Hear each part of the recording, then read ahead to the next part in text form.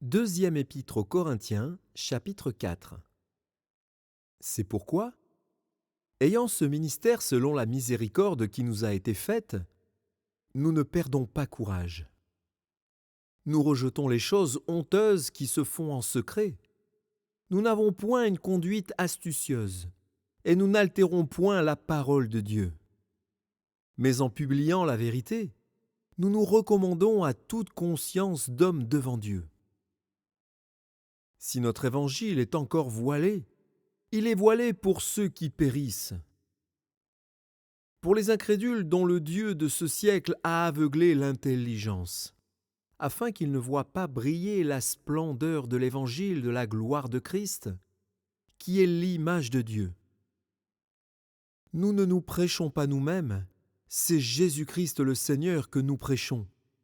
Et nous nous disons vos serviteurs à cause de Jésus. Car Dieu, qui a dit « La lumière brillera du sein des ténèbres », a fait briller la lumière dans nos cœurs pour faire resplendir la connaissance de la gloire de Dieu sur la face de Christ. Nous portons ce trésor dans des vases de terre, afin que cette grande puissance soit attribuée à Dieu et non pas à nous.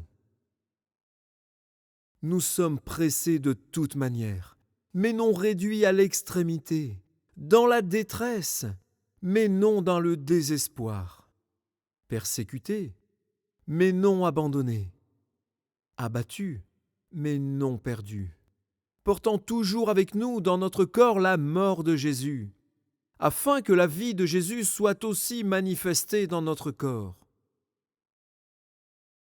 Car nous qui vivons, nous sommes sans cesse livrés à la mort à cause de Jésus, afin que la vie de Jésus soit aussi manifestée dans notre chair mortelle.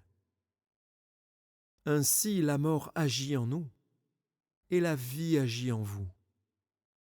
Et comme nous avons le même esprit de foi qui est exprimé dans cette parole de l'Écriture, j'ai cru, c'est pourquoi j'ai parlé.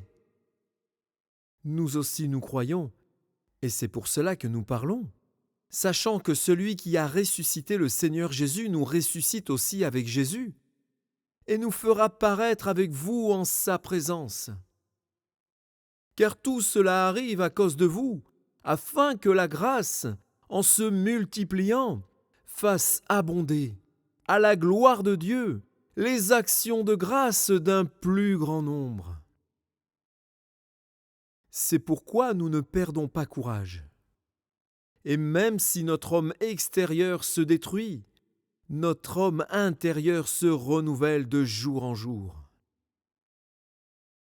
Car nos légères afflictions du moment présent produisent pour nous, au-delà de toute mesure, un poids éternel de gloire. Parce que nous regardons, non point aux choses visibles, mais à celles qui sont invisibles. Car les choses visibles sont passagères, et les invisibles sont éternelles.